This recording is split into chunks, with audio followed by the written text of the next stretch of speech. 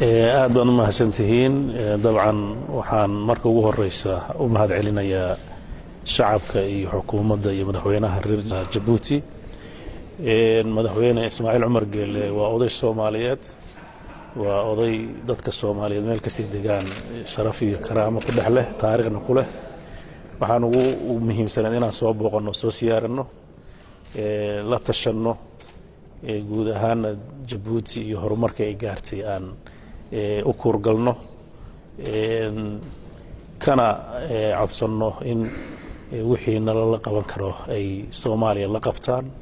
marxalad kasta u baahan yihiin waxaan dib u milicsanay 20 guuradii ka soo wareegtay shirkii Carta oo ah waxa maanta Soomaaliya saldhigga u ah horumarka dawladeed ee gaartay waxaan weli ka rajaynaynaa xasuusinaynaa kaalintiisii weli inaysan dhammaan loo baahan yahay marka kulankeenu wuxuu u badnaa salaan xog waraysi iyo inaan Djibouti horumarka ay gaartay aan soo booqano waxaan uga mahad celinayaa safiirka iyo wasiirka aan martida u ahayn oo runtii kaalin fiican maanta nala qaatay